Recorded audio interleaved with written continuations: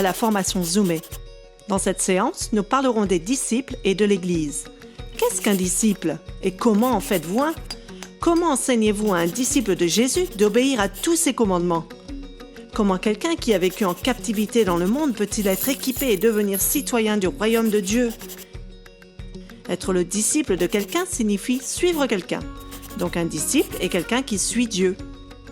Jésus a dit « Tout pouvoir m'a été donné au ciel et sur la terre ».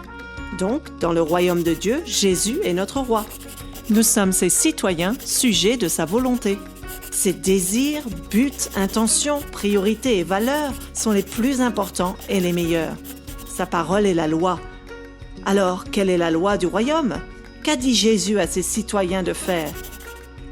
Jésus a dit « Aime le Seigneur Dieu de tout ton cœur, de toute ton âme, de tout ton esprit et de toute ta force. » Jésus a dit « Aime ton prochain comme toi-même. » Jésus a dit que les commandements de Dieu donnés dans l'Ancien Testament, toute la loi et les prophètes, peuvent être résumés par ces deux commandements.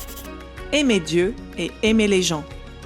Jésus a dit « Faites des disciples. » Jésus a dit « Enseignez-leur à obéir à tout ce que j'ai ordonné. » Puisque faire des disciples inclut leur enseigner tout ce que Jésus a commandé, le Nouveau Testament peut alors se résumer à cette seule chose, faire des disciples.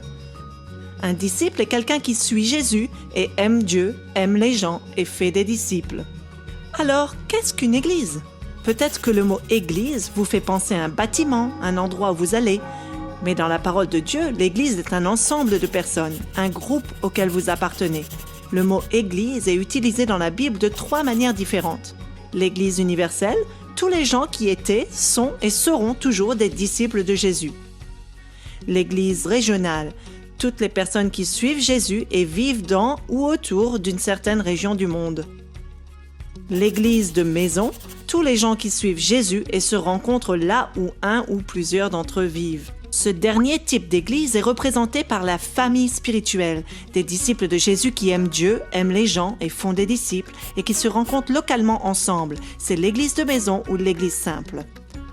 Lorsque des groupes de ces églises simples se connectent pour faire quelque chose de plus grand, ensemble, ils peuvent former une église régionale. Toutes ces églises simples en réseau par-delà les régions et au fil du temps constituent l'église universelle. Voilà l'église avec un E majuscule.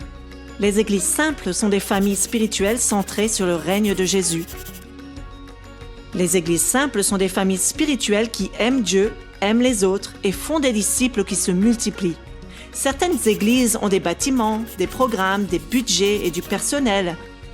Mais les églises simples n'ont pas besoin de ces choses pour aimer Dieu, aimer les autres et faire des disciples qui se multiplient.